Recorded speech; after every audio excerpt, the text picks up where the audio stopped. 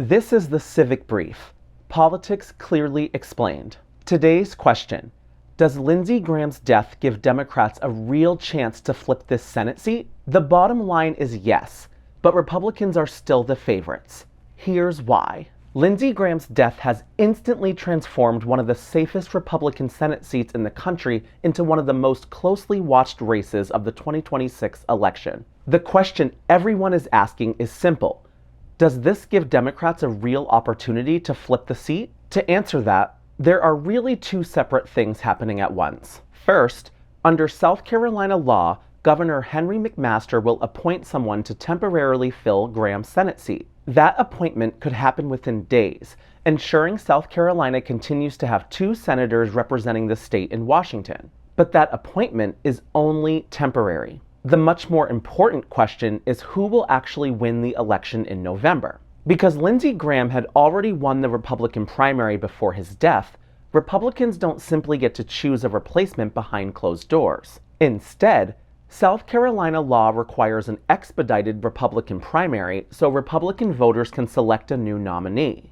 If no candidate receives a majority, there will be a runoff election before the general election. The Republican nominee will then face Democratic nominee Annie Andrews in November. So why is this significant? If Lindsey Graham were still on the ballot, Republicans would almost certainly enter this race with a clear advantage. Incumbents enjoy enormous benefits. They have universal name recognition, established donor networks, experienced campaign organizations, and years of relationships with voters. All of those advantages disappeared overnight. Instead of running against a four-term incumbent, Democrats are now running against a candidate who may have only a few months to introduce themselves to voters statewide. That's unquestionably better news for Democrats. There's another reason. Before Graham's death, polling suggests that he wasn't invincible. While he was still leading, some surveys showed a much closer race than Republicans typically see in South Carolina.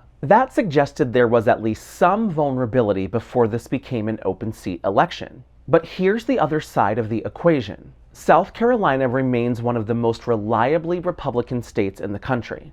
Donald Trump carried the state comfortably in 2024. Republicans hold both U.S. Senate seats, most of the state's congressional delegation, and overwhelming control of state government. Democrats haven't won a U.S. Senate race in South Carolina since 1998. So while this race instantly became more competitive than it was just a day ago, Republicans still begin as the favorites. The biggest unknown now is who emerges from the Republican primary. If Republicans nominate a broadly popular candidate who quickly unifies the party, they're likely to remain in a strong position. But if the primary becomes crowded, divisive, or produces a nominee who struggles to unite Republican voters, Democrats suddenly have an opening that simply didn't exist with Lindsey Graham on the ballot. There's also one unusual wrinkle. What if ballots have already been printed with Lindsey Graham's name? South Carolina law anticipated exactly this situation. If ballots have already been printed,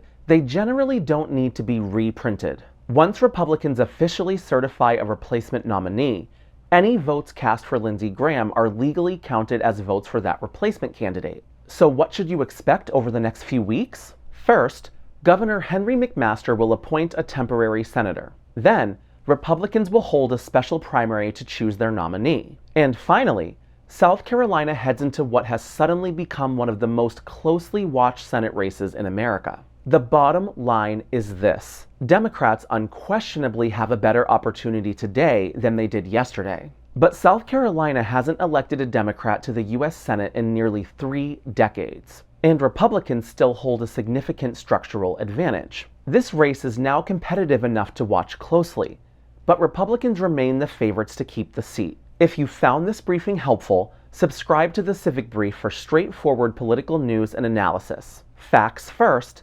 thoughtful analysis second. Thanks for watching, and I'll see you in the next briefing.